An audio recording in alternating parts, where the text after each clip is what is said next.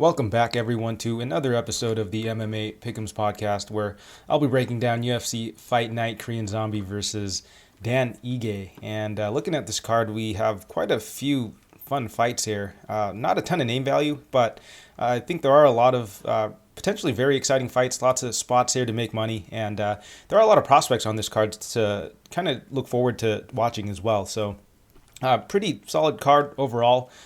Should be a fun one, but before we get any further, I do have to recap the previous event. Didn't do too hot there. I only went 5 out of 13 picks right. And as far as betting-wise, I did drop 2.01 units on the night officially.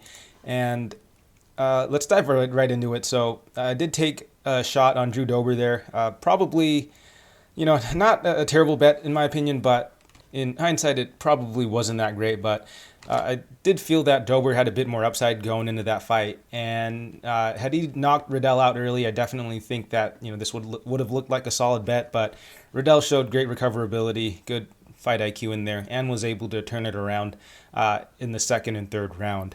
The other two straight picks that I dropped were Alexis Davis and Jake Collier. So again, two bets that I wasn't too upset about because I feel that there was a ton of value on the underdogs in Davis and Collier, and they did put up a really good fight regardless of how you felt the scoring should have gone. They definitely showed that they were in a pretty competitive fight, and at those dog odds, I think that there was a ton of value there. And over in the long run, I do think that we'll be profitable hitting these spots. Moving right along, I did also take Jamal Hill to win by knockout.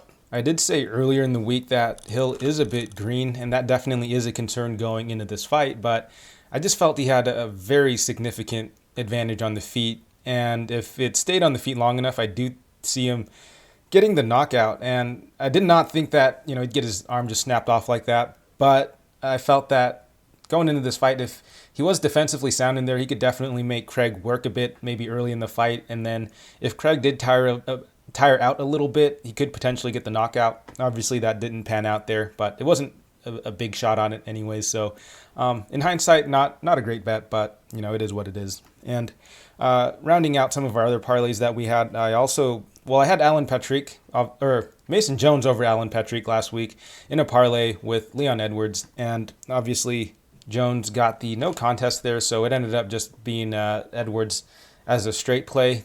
Edwards was able to coast through most of that fight up until like that last minute where it looked like Diaz did rock him a bit, had him quite wobbly. And, going forward, that is a very troubling sign, especially as he starts to fight more dangerous opponents who are legit welterweights. And with his fighting style, it's just really hard to look good against Edwards, but it's also hard for him to look really great against opponents as well. And in this fight, he, I think, had plenty of opportunities to potentially get the finish, but kind of coasted there and almost paid for it. But, he was able to get the W there and was able to make a unit profit off of that. And then lastly, I did have Adesanya and Evloev in a parlay. Not too much to break down here. I just felt that while Vettori and Dawodu are really solid fighters, I just think that Evloev and Adesanya are just a level above these guys. Nothing against them or anything, but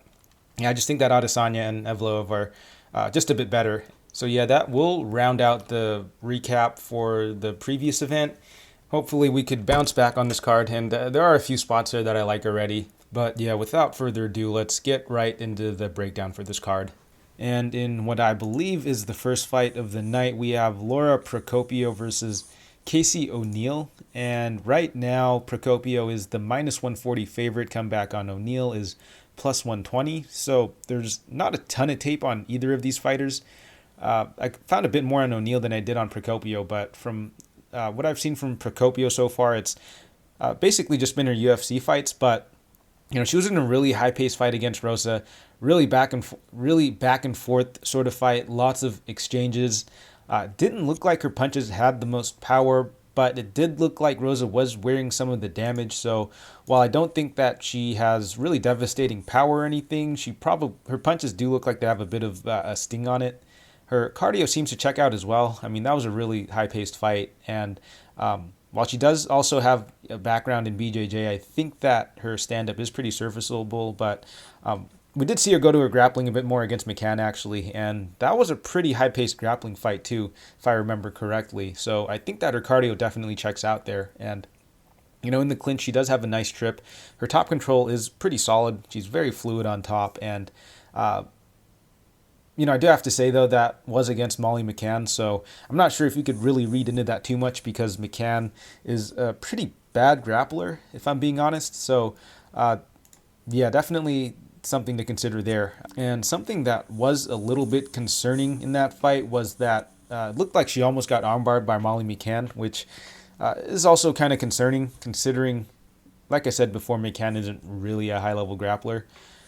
But outside of that, she has looked pretty solid in the UFC, granted pretty limited sample size, and I'd say she hasn't really fought really high-level competition either. So while Procopio has looked solid so far, that definitely is something to keep in the back of your mind here. And with O'Neal, she does appear to primarily be a grappler. Her striking is a little stiff, but again, I think she does her best work on the ground. With her, it was kind of hard finding tape on her. There are some very sketchy websites that I kind of had to sift through to get some footage. But again, she is primarily a grappler. Although I have seen her kind of struggle a bit with her defensive grappling. I've seen other fighters have success taking her down, holding her down, sweeping her as well. I think in her fight with Matono was having a bit of success early with the grappling, but it definitely looked like O'Neal was the much bigger, more athletic fighter in there. And in the second and third round, it looked like she was starting to wear on Matono a bit, and her physicality and size really started to take over. Not to say she isn't skilled there on the ground, because I think she does have some skills there, but I think that she does rely on her athleticism a little bit. But on the ground, she is pretty aggressive with her ground and pound, will attack submissions, but again, she really hasn't fought anyone of note either. Largely just regional level fighters. Her only fight in the UFC was against Shanna Dobson, who is a very, very low level fighter. Not much of ground game either. And so, yeah, I don't know if you could really take too much from those wins. I think both fighters have fought relatively low level of competition, but I think that Procopio does edge her out there. I think that she's fought at least fighters who are potentially UFC caliber, whereas with O'Neal, I don't think she's fought anyone that is UFC caliber. But taking a look at this matchup, this should play out pretty closely. From what I've seen so far from O'Neal, there is a lot to like with their grappling. But, this is, I think, a grappler versus grappler fight, but I do favor Procopio a little bit more on the feet. I think that she is probably a bit more comfortable standing. I think that on the feet, she is a slightly better striker, and ultimately I just feel that O'Neal is probably not as comfortable with her striking as she is with her grappling, whereas with Procopio, I think she's pretty comfortable on, in both facets of her game. That said, as far as this matchup goes, I will have to slightly side with Procopio here. I think that on the feet, she'll likely be getting the better of the exchanges. And then as far as the grappling goes, I think it could potentially be a wash since I think both of them are pretty solid grapplers. I think whoever is initiating the grappling might have a little more success, but I do see the other fighter potentially, sweeping or reversing as well. So if the grappling is on a similar level, I do have to side with the fighter who has the slightly better striking. But again, I do feel that O'Neal is going to be the bigger, more athletic girl in there. And if this is a fight where there are a lot of grappling exchanges or there are prolonged grappling exchanges, I think that she could potentially edge it out. So this is a very competitive fight. But as far as a bet goes, I don't really see much value on either side. I do slightly favor Procopio, but she is a minus 140 favorite, so I do think that the odds are about right. But if money keeps coming in on Procopio, I might have to take a small shot on O'Neal just because I feel that this could be a very competitive split decision sort of fight. But as it stands right now, I don't see much value on either side. And in the next fight, we have Aleksa Camur versus Negumereanu. Man, talk about a dicey name to potentially be pronouncing on live TV. Anyways, Camur is the minus 240 favorite, and the comeback on Negumereanu is plus 205. And, right off the bat, before, I did any tape, I thought that this could be a prime spot to fade Camur here because I think that the guy is pretty overrated. Don't think that he should be a minus 240 favorite over anyone. But after doing the tape on Negumereanu, I am just not impressed with the guy whatsoever. And while I don't think the minus 240 is quite justified for Camur, I just don't think that Negumereanu has really just inspired any confidence, even at plus 205 for me to want to take a shot on him. But as far as the tape that I've seen on Negumereanu, the guy is just really unimpressive everywhere, man. Like, his striking is pretty sloppy and slow. He loads up quite a bit on his punches, and he doesn't really have much output either. As far as his grappling goes, it seems pretty bad also. The guy, was pretty much, out-grappled by Safarov the whole fight, and for some reason, he just kept attacking the heel hook very unsuccessfully against Safarov, but outside of that, he didn't really give a good account of himself. Looked pretty awful in there. And even when the fight was on the feet, he didn't have really any urgency to throw at all, even though he was pretty handily losing, in a lot of the grappling exchanges. So with Negumereanu, the guy is, honestly, he's looked like a complete bum so far. So, this not very impressed with what I've seen. Camur, I've honestly not very impressed with this guy either, but he does show a little bit of potential. He does seem to be the more athletic and the more physical guy in there. On the feet, his striking is honestly not that great, but he does have pretty heavy kicks. Likes to pressure opponents, but he's not really good at cutting off the cage. And again, his striking is pretty unpolished, but he does have a really solid kicking game. Mixes it up pretty well with the leg kicks, the body kicks and the head kicks and such. But his stand-up is really just kick-oriented. I mean, I think that like 80% of his output on the feet is coming from kicks. So I don't think that's terrible or anything, but it is hard to take a fighter who is, just primarily like a kicker. Unless you're going to just fuck up the opponent's legs or something, or you're just going to knock him out with the head kick. That's kind of hard to win very decisively with just like a kicking game. He has also shown to do a little bit of work in the clinch as well, but overall he's just not a very high-level fighter in my opinion. I think he has a lot of room for improvement, but as far as this matchup goes, I will have to lean towards Camur because even though he is still a bit green, I think that he will have the physical advantage, the strength advantage, and I do expect him to throw a little bit more on the feet, although I'm not sure if his kicks will really get the respect of Negumereanu here. And if that's the case, it could potentially be a pretty competitive fight on the feet. And while I do think that Camur might have some success in the clinch, I think that it could potentially be dicey because even though Negumereanu had a lot of unsuccessful heel hooks against Safarov, if Camur decides to engage in any grappling exchanges, Negumereanu could potentially lock in a submission. I don't think that's super likely, but if Negumereanu is, has a competent submission game, and with Camur, we haven't really seen his jiu-jitsu being tested, so I'm not saying this is a very likely outcome or anything, but I got a weird feeling that this could happen, so I'm a bit hesitant picking Camur here, but I do have to side with him just because Negumereanu has looked just really awful. But as far as the bet goes, I definitely think this is dog or pass. I don't think that Camur should be this big of a favorite. He hasn't really shown anything in his game that should warrant really this wide of odds for him.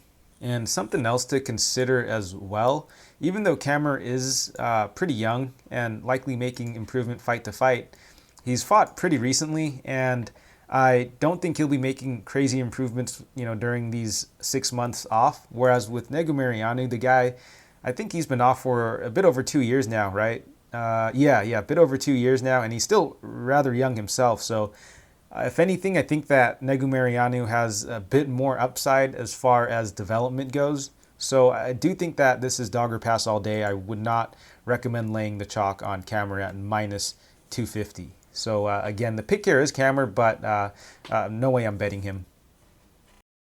And in the next fight, we have Josh Parisian versus Roque Martinez. Parisian's the minus 125 favorite, and comeback on Martinez is plus 105. And this is a very low-level heavyweight fight, but for once it looks like they have the line about right. I mean, it is close to a pick'em, which this fight really should be. Like some of these other low-level heavyweight fights where we have like guys at minus 200 or something. But, taking a look at this matchup, we do have Parisian, who is a bit plotty on the feet, does have some pretty heavy leg kicks, but outside of that, I don't think he's a very skilled fighter at all. He does seem to have some power, but I mean, at heavyweight, who doesn't? And his striking defense is pretty bad. I've seen him get touched up pretty badly, even on like the regional scene.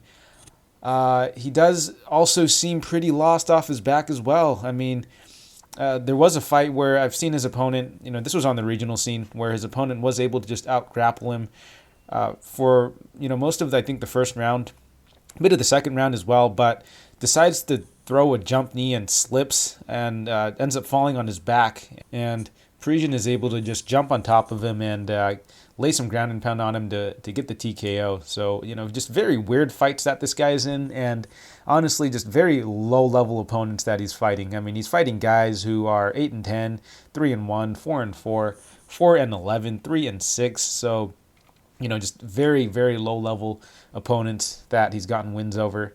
Whereas with his opponent, Martinez, not the highest level of opponents either, but, he has fought like guys who I think are a bit better. I mean, he hasn't beaten them, but I think he's definitely, been in there with guys who are a bit more skilled. And I'll be honest, it was pretty hard doing tape on Martinez just because I found his jelly rolls to be extremely distracting. But, from what I've seen, it does look like he does have some quick hands and pretty explosive striking, but the guy's just a bloated up middleweight, honestly. Could potentially be a welterweight too with his frame. His ground game seems pretty bad as well, and fortunately for him though, it does look like this will probably be a stand-up fight. I do think that Parisian will have success if he goes to his grappling, because I feel that he is going to be an actual heavyweight in this fight. He'll have pretty legit size and strength advantage, but I just don't know if Parisian's going to go to his grappling. He hasn't really shown to do that in previous fights, and his grappling and wrestling just doesn't seem to be that good. So this will probably be a stand-up fight, and if that's the case, I do have to side with Martinez here. Even though he's going to be giving up a bit of size here, I think that Martinez can give him some trouble. I think that Martinez, I think he's the better striker. I think he's got faster hands. He's a bit more explosive in there. And he also does a pretty good job of moving forward. So, despite being, just the much less athletic guy, I think that he's probably the more skilled fighter. And with Parisian, we did see him struggle with the pressure of Parker Porter, who is, I believe, a bloated up middleweight as well. So if Porter could give Parisian trouble when he's moving forward, I definitely think that Martinez could have some success there as well. So, I do have to side with Martinez here. But again, the size of Parisian could give Martinez some trouble. If he is somehow able to tie him up in the clinch and potentially land a trip and get him to the ground, he could have a lot of success with the grappling. But again, I just have not seen that in the tape for Parisian to bank on him doing that. So I will have to side with Martinez here. The pick here is Martinez, but again, I don't think I want to bet this fight. If there was like a big juicy plus number next to either one of these guys' names, I probably would have taken a shot on him. But as it stands now, I don't see any value on either side, honestly. And moving right along, we have Seung Choi versus Julian Erosa. And Erosa is going to be the plus 110 underdog. Choi is the minus 135 favorite. So pretty closely lined fight. Can't argue with that too much. And I think this is going to be a pretty fun fight, honestly. I think that this could have fight of the night potential outside of the main event, Ige, Korean Zombie. I think this one has a decent chance of being quite a bit of a banger. So let's get right into it. So Seung Choi, primarily a striker, very crisp striking in my opinion. He's got a good jab, a very tight 1-2 down the pipe. He mixes in his kicks pretty well also, and it does look like he struggles a bit with the grappling, but this was against guys who are solid wrestlers in Gavin Tucker and Movsar Evloev, and that's really what a lot of fighters just look to try and do with him, because I think his striking is pretty on point. They try to neutralize it as much as they can by looking to grind him up against the fence, looking to take him down, and really just, again, neutralize that striking. So I don't think we've really seen his striking on true display just yet, and this could be the fight for him to really showcase that, because his opponent, Erosa, is primarily a striker, and while he has shown to be able to mix in the takedowns, I don't think that he's a really good wrestler. I think that he's a decent wrestler, but he does his best work on the feet, and I definitely don't think that he's quite on the level of wrestling as guys like Tucker or definitely not with the Evloev. So I don't think Erosa will have too much success with the wrestling. I think that if the fight is close and he is able to time a takedown, he could steal the round. But I think more often than not, this fight is going to play out on the feet. And with Erosa, I mean, the guy is an extremely fun fighter to watch. He's got really good offensive striking. He likes to walk opponents down, likes to pressure opponents. He's very big for the division. And even though that is the case, he actually doesn't use his length all that well. He is content to trade in the pocket and is pretty hittable himself. He has been KO'd a number of times, and he has been hurt too. So I feel like his durability is definitely an issue, or definitely a concern. And with as many fights on his record as he does, there is going to be quite a bit of wear and tear that he's accumulated. And his fight style is really not great for that either. I mean, the guy takes a lot of damage in all of his fights. But taking a look at this matchup, I do feel that this is going to be a pretty close fight. I think it's more along the lines of a 50-50 fight, so I do think there is a little bit of value on Erosa, although, at plus 115, I actually don't think there's too much value. It might actually be right. So, I do think that on the feet, the striking can be pretty close. The big concern really is the durability of Erosa, and with someone like Choi, I don't think he's like a super dangerous or really explosive striker, but I mean, I could be wrong here, but Choi does seem to have a little bit of a sting in his shots. He hasn't really been able to really showcase his striking at the UFC level, so he potentially could have that power, but Erosa's chin definitely can't be overlooked here.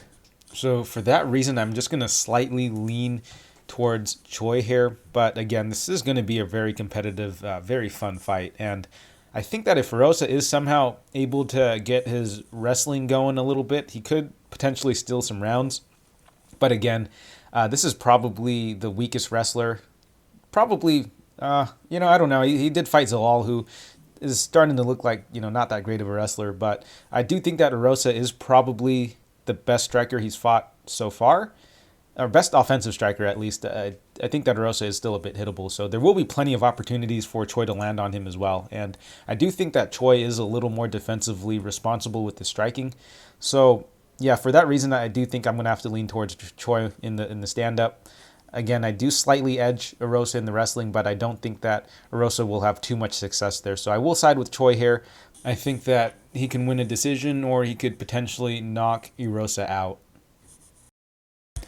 Moving right along, we have Virna Jandiroba versus Kanako Murata, and Jandiroba is the minus 160 favorite. Comeback on Murata is plus 140, and this is a pretty interesting fight, honestly.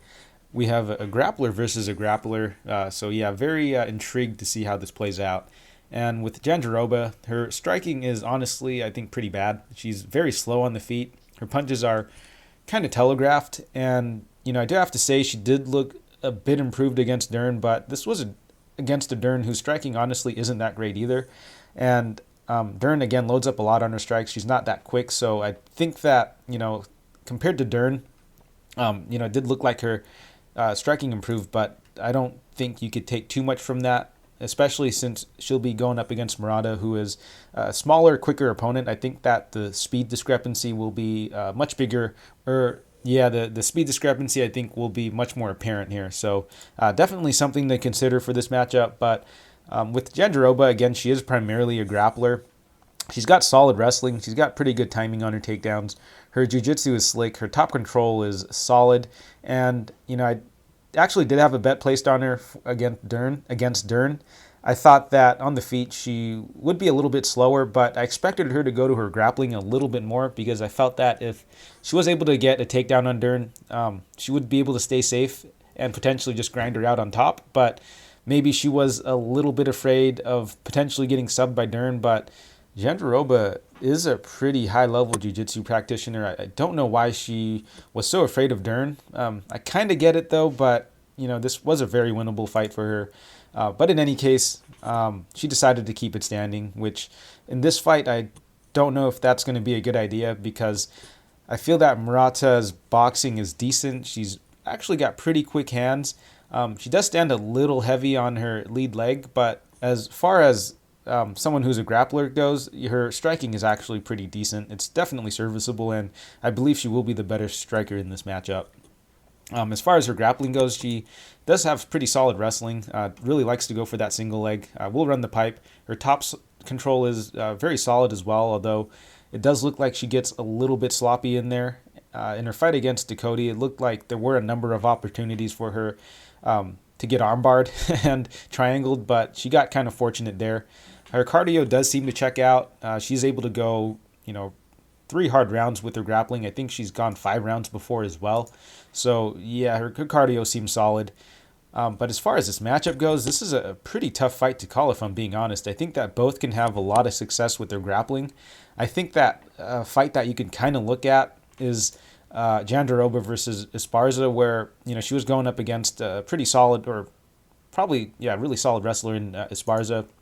I don't think that Murata's quite at that level, but I do think that she could have similar success like Esparza did.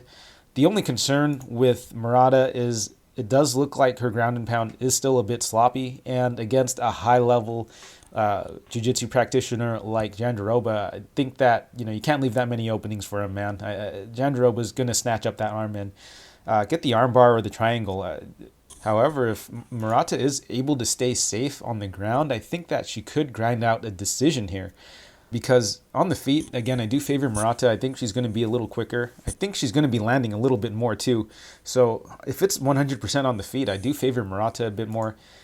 But if she does go to her wrestling a bit, I do favor her there as well. I think that if she's able to take Jandiroba down, she could probably accumulate a good amount of control time. Although Jandiroba is pretty solid off her back, she will attack submissions, and I think she could potentially sweep Murata as well. And she's actually pretty solid in scrambling situations. So on the ground, this could be very back and forth. Lots of positional changes. But I do slightly lean Jandiroba on the ground if just because I feel that the discrepancy in jiu-jitsu is going to be pretty big. But I do favor the wrestling of Murata a bit more. But as far as a pure pick goes, I think I'm going to go with Murata. I think that, again, on the feet, she's a little better. I think that she could have a bit more control time with the wrestling. That said, I think the submission for Jandiroba is very live here, and I feel that might be her best path to victory. So, if that's the case, I do have to side with Murata. And as far as the bet goes, I'm looking at potentially playing Murata here. But again, money is coming in on Jandiroba, so I might have to hold off on that a little bit, let the line widen up, and then maybe just take a half unit or 1 unit shot on Murata, just because I think that she's got better potential to win out a decision here. Whereas with Jandiroba, I think she is going to be a bit more sub-reliant for this matchup. So yeah, I might just look to play Murata here and maybe hedge with Jandiroba by submission. And moving right along, we have Dhiego Lima versus Matt Brown, and Lima's going to be the minus 170 favorite. Comeback on Brown is plus 145, and so with Brown, definitely a veteran of the sport, a bit older. The striking is still very solid. Still looks like he has quite a bit of power in his punches, but at this stage in his career, he is a bit slow, and his age really is starting to show in that regard. I mean, there's no way around it. The guy is a bit slower. His cardio seems to fall off a cliff after that first round. And, he will mix in the takedowns, but as of late, I haven't really seen him do that. I think it's just because of the cardio. I don't think that he's got the cardio to be grappling much more, or grappling more than like 2 or 3 minutes total. And, overall, I feel that this is a pretty tough matchup for him, even though I don't think that Lima is that good of a fighter.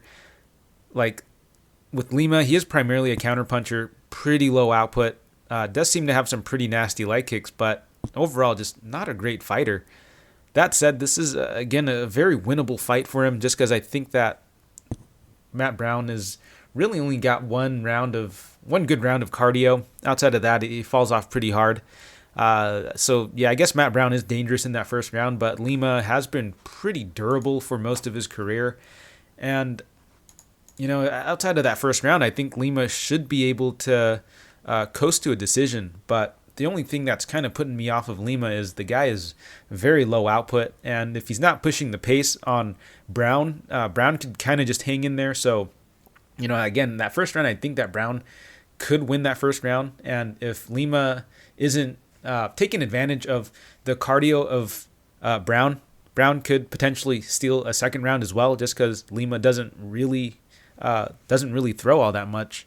But with that said, obviously Matt Brown, much older guy, Lima could potentially catch him coming in. And Brown, he has been put out most recently by Miguel Baeza, and against someone like Lima, who I don't think Lima has that much power, but against someone like Brown, who does have potential durability issues, and against Lima, who I believe is still in the prime of his career. So I think that the knockout is definitely on the table here. So yeah, I think this is a pretty tricky fight to call, but I do have to side with Lima here. I got to go with the much younger fighter. He's going to be quicker.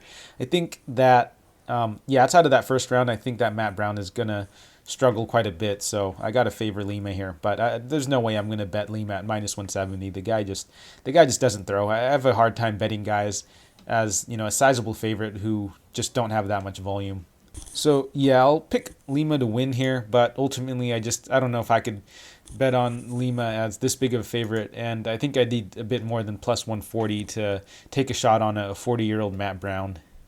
Wellington Turman versus Bruno Silva, and this fight confused the shit out of me the first time I looked at it, but obviously you dig into it a little bit more and you realize it's not that Bruno Silva. This is much bigger Bruno Silva. This is this is a different Bruno Silva. So the odds for this fight, Silva is the minus 145 favorite. Comeback on Turman is plus 125, and with Silva, I haven't been able to find too much tape on him. I was able to find a few videos on YouTube, found some of his highlights as well, but from what it seems like, it does look like he has pretty heavy hands, pretty heavy body kicks. His wrestling and grappling seems solid as well, and he's got pretty heavy top pressure, decent ground and pound. The guys look pretty solid on the regional scene overall. With Turman, not very impressed, honestly. His striking isn't great. He's a bit hittable. And, in his fight against Andrew Sanchez, he was getting outboxed there, which is a bit concerning considering Andrew Sanchez is primarily a grappler.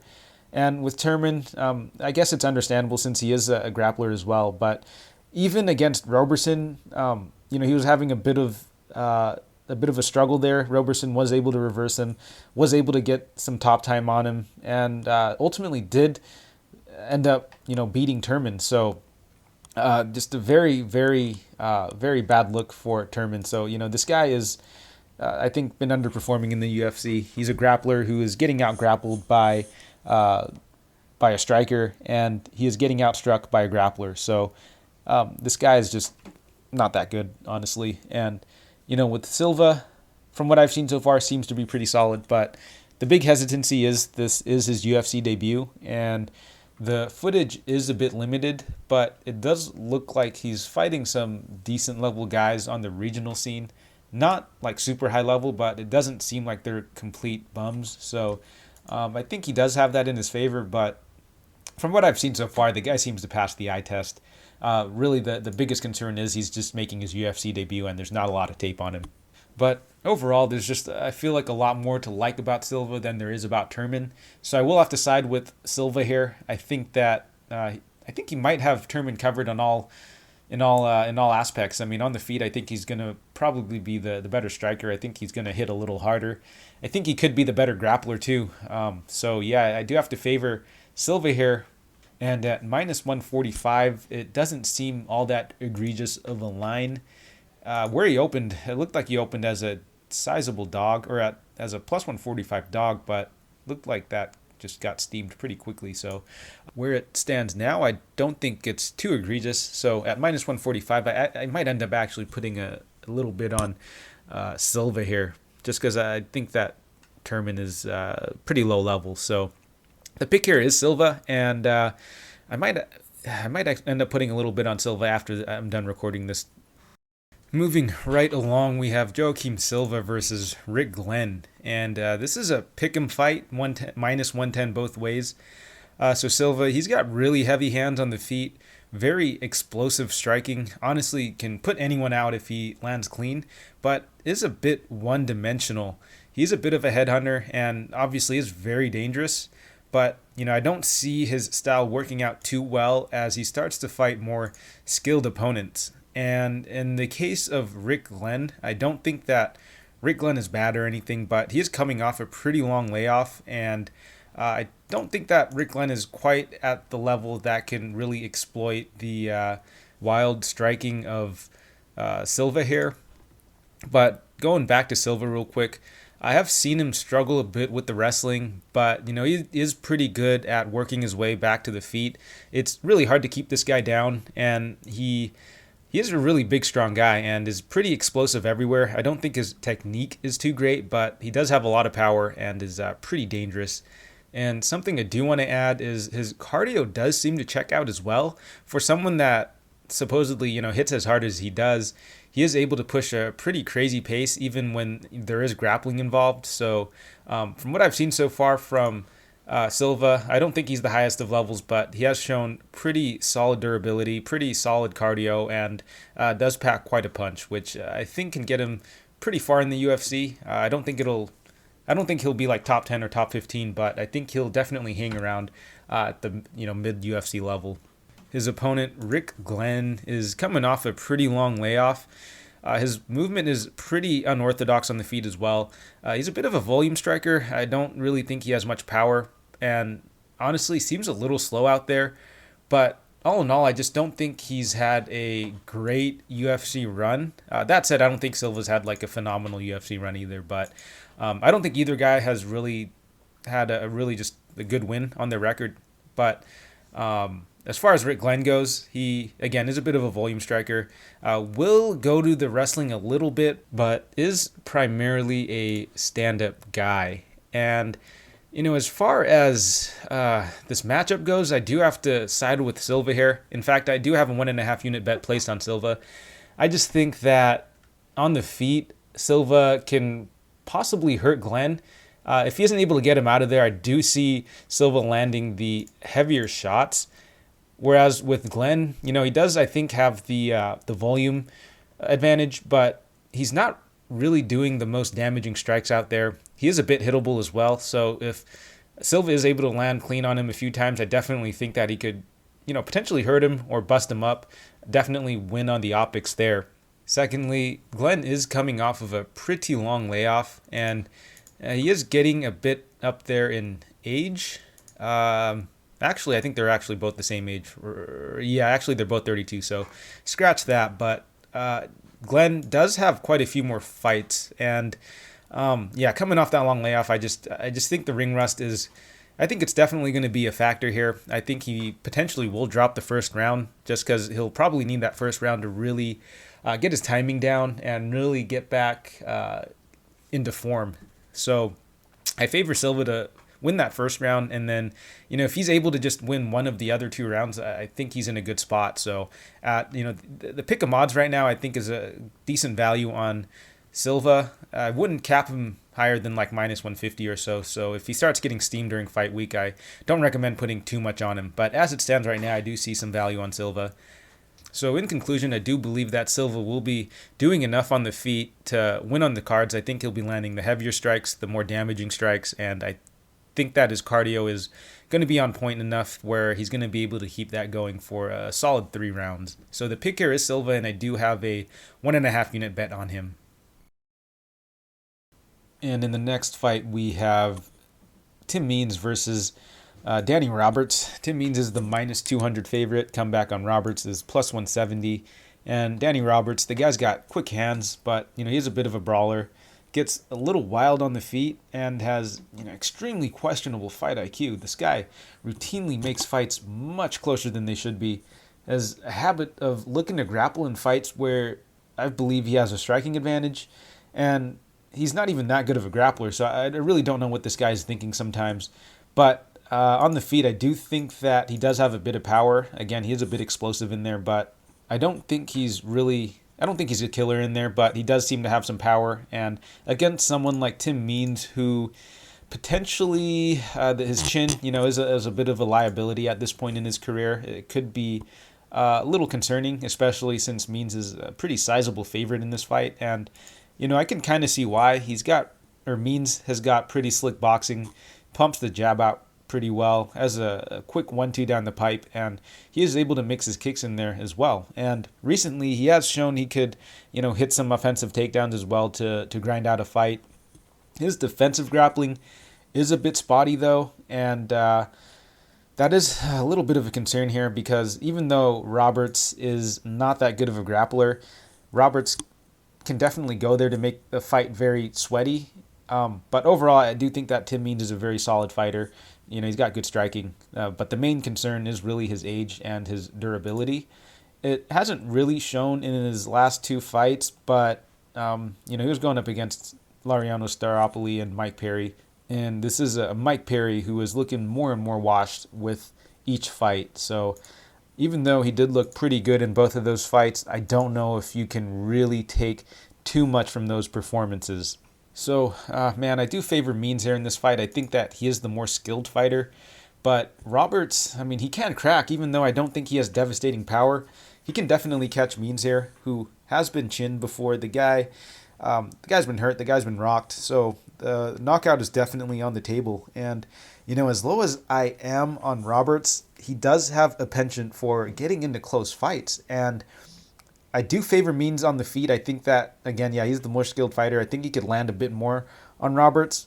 But Roberts is, if he goes to his grappling, he can make this a very, very, close fight. And if he is able to catch Means, he could potentially put him out as well. So with someone like Roberts, this is not a guy you want to bet at, as a heavy favorite or anything, because he does have a tendency of getting into close fights. But when he is a big dog like this, does make me a little more open to taking a shot on him. And, I know that sounds crazy because it is Danny Roberts we're talking about, very low-level fighter, but I just don't think that Tim Means should be this big of a favorite, and I don't think that Roberts should be this big of a dog, obviously. So while I do think that Means is the better striker, I think that this fight can actually play out pretty closely.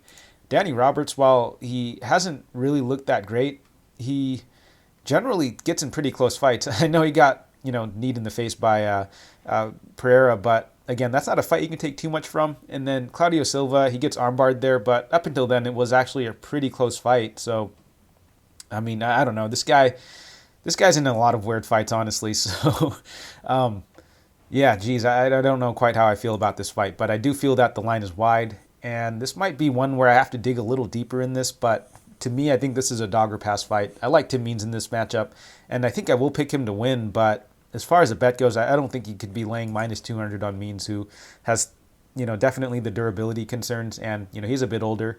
And his defensive grappling, again, still is a bit of a concern as well. So even though Danny Roberts isn't that great, there still are a few holes in Means' game that doesn't really warrant him being this big of a favorite. So the pick here is Means, but I think this is a dog or pass situation.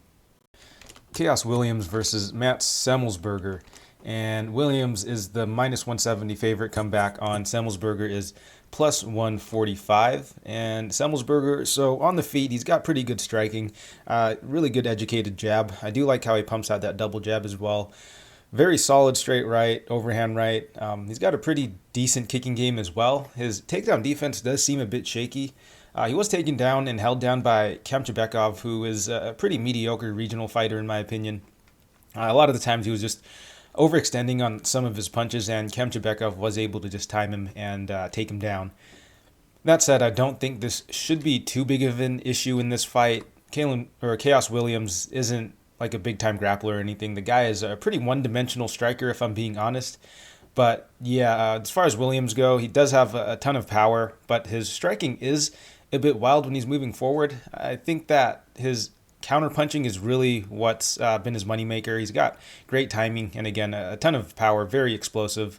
But, with all that being said, I do feel that if he doesn't get the KO, he will struggle a bit to win on the cards. I don't think it's a complete wash, though. I think that he can potentially land the more damaging strikes, but if it goes to the decision, it will be a bit of a sweat, especially at minus 170 here for Williams.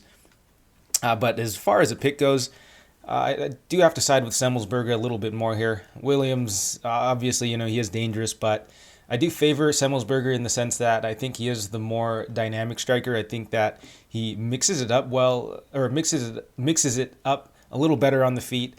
And I have seen him go to his grappling a little bit. So I think that as far as like the stand-up goes, I think that Semelsberger is likely going to be the one that's winning minutes more often than not.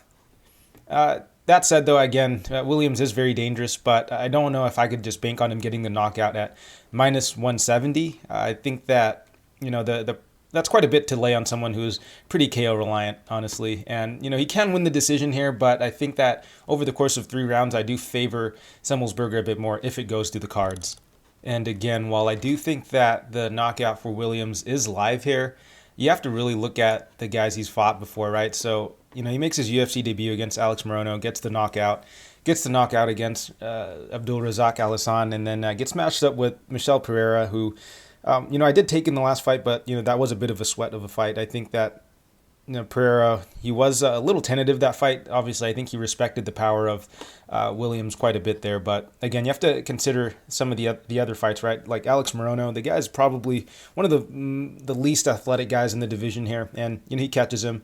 And same with Alhassan, but as it turns out, I think Alhassan is on quite a bit of a downswing now. So you do have to, take those wins with a grain of salt here. Again, not trying to discredit the knockout power of Williams because, he is always going to be dangerous here. But if I had to take a side here, I am going to side with Semelsberger. Again, I just think that he can do a little more on the feet to win minutes. And if Williams isn't getting the knockout, I see him having a somewhat rough time winning on the card. So for this pick, I will just go with Semelsberger here. As far as a bet goes, at plus 145, I think there's a little bit of value on Semelsberger here. But it does look like a bit of money is coming in on Williams, so I'd probably just kind of hang back a little bit, see where the line plays or where the line moves, and at anything better than like plus 150, plus 155, I might take a small shot on Semelsberger. Moving right along, we have Marlon Vera versus Davey Grant, and Vera is a minus 275 favorite. Comeback on Grant is plus 240. So right off the bat, I just got to say the line is pretty wide, and I have already taken a 1-unit shot on Grant at plus 240. Line is a little bit egregious right now, but I'll get into that a little bit. But with Grant, the guy I feel like has been pretty underrated, undervalued in his last 2 fights. The guy's actually got pretty solid striking. He actually moves pretty well. His timing is decent. He mixes it up, honestly, pretty well on the feet. He has got a good kicking game, and his striking is, while it's not that tight, he does look like he's got a bit of power. So, obviously, the guy's dangerous. He's got 2 knockouts. He's coming off of 2 knockouts. He does also have a solid wrestling base as well. So, overall, I feel that Grant is a very well-rounded fighter. The big concern with him is his age. He's getting up there. He's 35, and at bantamweight, it's pretty old. That said, he doesn't have a ton of fight miles on him. The guy doesn't take too much damage in fights, so I don't think that he's got too much wear and tear on his body. But he is a bit older, so his athleticism and cardio is definitely on a decline. That said, the guy has still looked pretty solid so far. And really, the biggest weakness he's shown is just a submission specialist. Guys like Bermudez, Stasiak, and Chris Holdsworth, who, not the highest level guys, but guys who have, pretty solid submission games. So the only, ways he's lost recently is, by submission. So, that's obviously the biggest hole in his game. But as far as his stand-up and his wrestling goes, he's still a pretty solid fighter. I'm a little disappointed I wasn't able to play him straight in his last 2 fights because I did feel that the value was on him in his fight against Martinez. But, I actually did go pretty overweight on him in DraftKings because I didn't think there were too many other dogs, and he ended up coming through pretty big in both of those fights. But anyways, in this matchup, I think that can be pretty competitive, especially against Vera, who honestly I feel is a bit overrated. And I know he's got a lot of fans, and he was riding a bit of a hot streak up until his fight against Song Yadong. But the guy has been pretty mediocre, if I'm being honest. His striking is solid. He's got a really good kicking game. Obviously, he was able to get he was able to get Sean O'Malley out of there, but I don't think that happens too often. Granted, I know he practices those leg kicks, and it is definitely a part of his game, but how often is he going to hit that peroneal nerve and just completely dead the leg of O'Malley? And outside of that, I don't think he's really had a really solid win, because if you kind of just look through his little win streak prior to the Song Yadong fight, I mean, Luigi Barron, very low-level guy, not UFC caliber. Guido Canetti, very low-level guy, not UFC caliber, also old as fuck. And Frankie Saenz, old as fuck. Nohilian Hernandez, don't know what's going on with him, but the guy's, I don't think he's in the UFC anymore.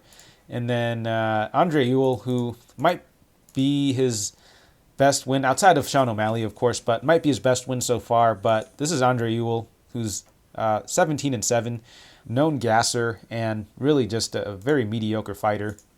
And then you could say that, yeah, he was in a close fight with Song Yadong. He probably could have won that, should have won that fight, but at the end of the day, it was a close fight, and a lot of people believe he did win that fight. And, I don't know if I agree with that. It was definitely a close fight, but what I'm trying to say, and what my point is that ultimately it was a close fight against Song Yadong, who, as it turns out, might not be who we expect he is. Like, the guy has got good hands, and I'll dive into this a little later when his next fight comes up, but he kind of made a name off of just knocking out two older guys, and since then has had a pretty mediocre showing, if I'm being honest. But yeah, this is another discussion for another time. But what I'm trying to say is I just don't think that Vera is really that good. He's solid. He's a solid fighter, don't get me wrong. He's very tough and can definitely make a fight very grindy, but I don't think that he's that high caliber of an opponent, and definitely should not be a minus 275 favorite over Davey Grant. And here's the thing with Vera as well, is he is a bit of a slow starter. He has a tendency to drop that first round. And against someone like Grant, I don't know if that's a great idea, because Grant, he is a pretty dangerous striker, and he doesn't really let up on his pace. So if you drop that first round against Grant, you're going to have to win both of those rounds. You're either going to have to knock him out or, really push the pace in that second and third round. And I think that that's going to be kind of tough against Grant, especially since Grant does have that wrestling base. I feel that it's going to be a really, really dicey proposition if Vera drops that first round and Grant is able to maybe get his wrestling going late into that third round, keep it competitive. He could very easily win a decision. And on top of that, Grant has shown that he's got some power. I mean, he's coming off of a 2-fight knockout streak, which you obviously can't bank on that happening again, but he has shown that he's got the power and the technique to pull it off. So you can't completely write that off. So I think that, again, Grant does have some knockout upside here. And if it does go to a decision, I think that he can make it competitive enough to definitely steal 2 rounds. But ultimately, I just feel the line is wide. There's just no way Davey Grant should be a plus 240 underdog here. There's a tremendous amount of value here. And, I do favor the youth and athleticism of Vera. I definitely do think that the leg kicks of Vera will give Grant some troubles. We did see Martinez have some success with the leg kicks, but Grant was able to kind of just fight through that. So, there's a lot to like about Grant here. And with Vera, I've actually seen him look to Wallenstall, which can actually be somewhat effective. He could definitely win some minutes holding Grant up against the cage, but when it comes to the striking exchanges, I think that I do favor Grant a little bit more. I think that he's going to hit a little harder, and his striking is actually a little more flashy. So if it goes to decision, I think that he's got a decent chance of winning the decision. So yeah, I think that I have to side with Grant here. I think this is a pretty competitive fight, and honestly, I do lean Vera a little bit, but where the odds are now, I favor Grant. So I'm going to go with Grant here, and I do have a 1-unit bet placed on Grant at plus 240. And in the co-main event, we have Sergey Spivak versus Aleksei Oleinik. And I just have to say, it's been an absolute pain doing research on these guys just because their name is spelled like 5 different ways. It's been an absolute chore looking up their stats and their tape when there's like 5 different variations of how you want to spell their name. But as far as the odds go, Oleinik is the plus 190 underdog, and Spivak is the minus 225 favorite. And with Oleinik, I mean, the guy's game plan is pretty clear at this point. There's really not much to break down about him. The guy is pretty much round 1 sub or bust. The guy's like 43 years old. His cardio is not there anymore. He knows that he's got to sell out for the submission. Otherwise, he'll just get the shit beat out of him in the later rounds. He's not going to look to grind you out for a decision. He doesn't have the cardio to do that. He's not that skilled on the feet. He's really just looking to wing shots on the ground or on the feet, and really just to look to close the distance to take you down. Look for that scarfold or that Ezekiel choke. But if he doesn't get it, the guy's pretty much done in there. Because again, I probably said this like 5 times already, but his cardio is shit, and it's pretty apparent. I mean, the guy is huffing and puffing in there after the first minute and a half, and just with the way he's breathing, you'd think he was giving birth in there. But yeah, the guy's chances of winning after the first round completely fall off a cliff. And with his opponent, Spivak, his striking isn't that great. It's serviceable, to say the least, but, he is primarily a grappler. Someone that really just likes to wet blanket his opponents, lay on top of him. Bit of a lay and pray sort of guy. But yeah, I mean, his top control is pretty heavy. His ground and pound is actually pretty nasty. And the thing is, he's also pretty young in his career. He's making improvements fight to fight, and as far as heavyweight goes, the guy is really, really young. I mean, he's 26, which is young for the other divisions, but exceptionally so for heavyweight. So yeah, that's definitely a concern going into this fight, because I don't think that Spivak has gone up against someone who has got the submission credentials as someone like Oleinik, even though Oleinik is a bit older. On the feet, I do think I favor Spivak a little bit more, even though I don't think his striking is all that great. I just don't think that Oleinik's striking is, like, good at all. The guy is really just looking to wing bombs in there, and they're quite telegraphed. Again, the guy is really just looking to close the distance. So I do favor Spivak a little bit more on the feet, but, I don't think he's going to be outclassing Oleinik on the feet. And fortunately for Oleinik, Spivak isn't a really dangerous striker, so I don't think he's going to put him out. That said, I think I do have to still side with Spivak here. Even though he's not as big of a threat on the feet, I do think that if Spivak is able to take Oleinik down, he could just lay on top of him and potentially get him out of there with some ground and pound later in the fight. And even though Oleinik is a submission specialist, I don't think that he's the type of fighter to really have a ton of success off his back.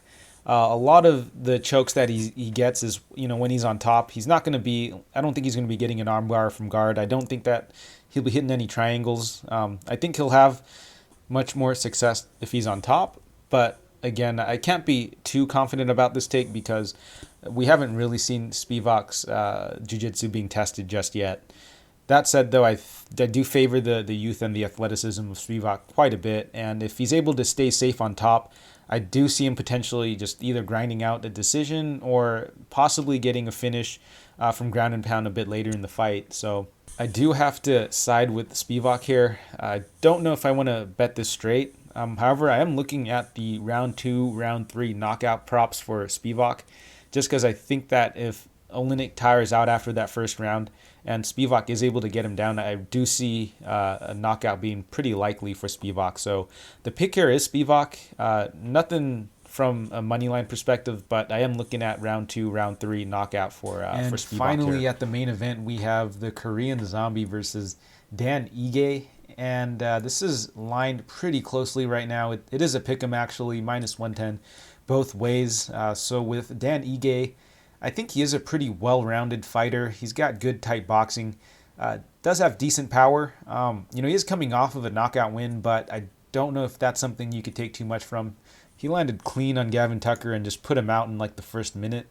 I don't know if that's a very likely outcome if they fought again, but yeah, this isn't one that you want to look too much into because historically the guy has been a bit of a decisionator at the UFC. The guy's power hasn't really translated since he's gotten into the UFC. So by and large, even though it does look like his punches have a bit of pop, it's not like he's knocking guys out left and right.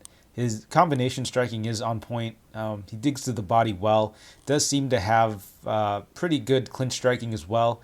Will mix in the takedowns, but I think he is the slightly better striker than he is the wrestler. His defensive grappling is not that good. His bottom game is not that good either. I've seen him taken down and controlled in numerous fights. His cardio is also a little bit questionable. It does look like he's paced himself a little bit better, but I have seen fights where he will just take a round off. But again, it looks like he's tightened up his pacing a little bit. That said, I think this will be his second 5-rounder, so I'm very curious to see how that will play out. I do think that this will primarily be a stand-up fight, so I don't think that he'll be really pushed to the limit here. I think that the cardio shouldn't be too big of an issue for Ige. I think that this will be a moderately paced, like boxing match.